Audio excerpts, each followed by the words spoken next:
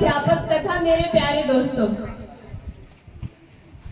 मैं नासरीन प्रवीण कक्षा 8 की छात्रा आप सबके समक्ष आज सुभाष चंद्र बोस जयंती के इस शुभ अवसर पर कुछ बोलना चाहती हूँ।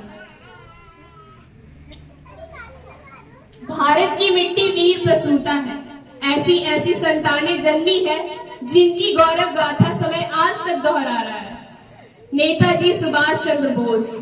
ये सोच के मन दुखता है कि हमारे पाठ्य पुस्तकों में सुभाष चंद्र बोस को उतने भी अक्षर नसीब नहीं हुए जितने अकबर और औरंगजेब जैसे डकैतों पे खर्च कर दिए गए। आज नेताजी का जन्म दिवस है।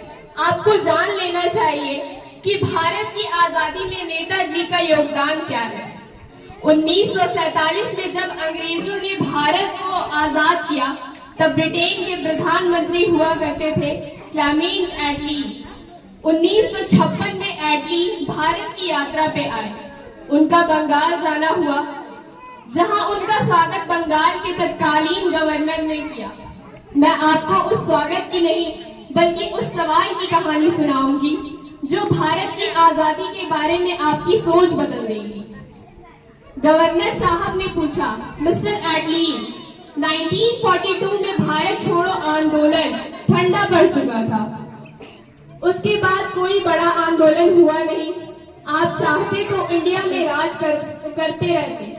ऐसा क्यों हुआ कि आप सामान बांधकर इंग्लैंड चले गए? एटली ने जवाब दिया, role played by Netaji's army was paramount in India being granted independence। इसका तात्पर्य यह है कि नेताजी सुभाष चंद्र बोस की सेना ने हमारे नाक पे इतना दम कर दिया था कि हमने मजबूरन भारत छोड़ने का फैसला कर लिया। गवर्नर साहब ने पूछा, और सत्याग्रह अहिंसा आंदोलन, उसकी क्या भूमिका रही आपके भारत छोड़ने पर? एटलीन ने जवाब दिया, मिनिमल, यानी बहुत बहुत बहुत कम।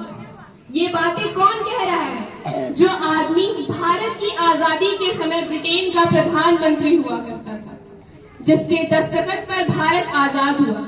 मैं ये बताने की कोशिश बिल्कुल नहीं कर रही कि सत्याग्रह अहिंसा आंदोलन और भारत छोड़ो आंदोलन कमजोर थी या नाकाम थी।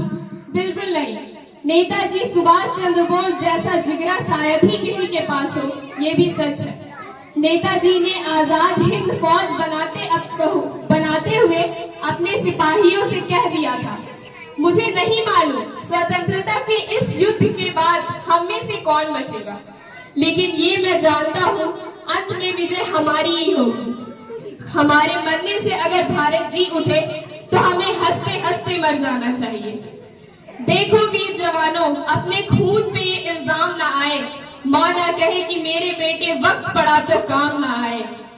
नेताजी की इस कृतियों को सख्त सख्त नमन। धन्यवाद।